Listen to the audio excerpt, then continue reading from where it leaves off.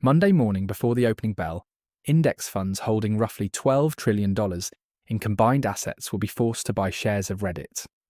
Not one of those fund managers chose Reddit. Not one of them ran a valuation model on it last week. A committee added one name to a list, and every fund that tracks that list has to follow.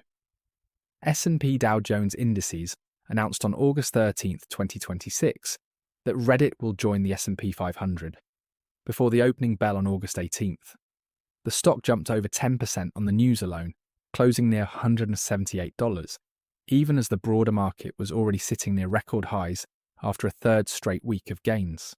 Reddit going in means another company has to come out of the index, chosen by committee criteria around market capitalization, profitability, and liquidity, not by popularity or growth story. Here is the mechanic behind the move. S&P 500 index funds and ETFs are required to hold the constituents of the index in proportion to their weight. When a stock is added, every one of those funds has a mandatory buy order to execute, regardless of price, valuation, or timing. This is often called the index effect, and it has been studied since the 1980s. A well-documented historical case is Tesla, added to the S&P 500 in December 2020.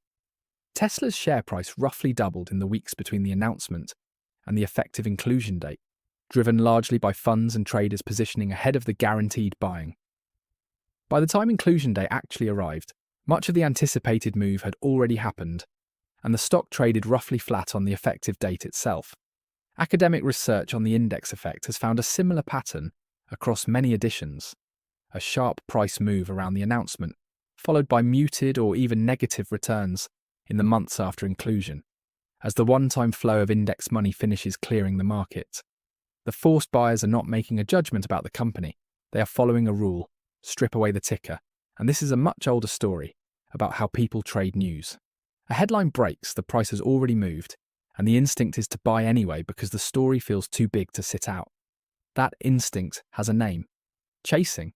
It shows up whenever a stock is already up double digits, and the temptation is to buy the momentum rather than the fundamentals, hoping the crowd carries the price further. Ask yourself honestly, the last time you bought something because it was suddenly everywhere in the news, was that a decision you made, or a decision the headline made for you? Knowing your own pattern is the first step to trading with intention instead of reacting to noise. Whisper journals every trade automatically and shows you the behavior behind your decisions. Whisper.live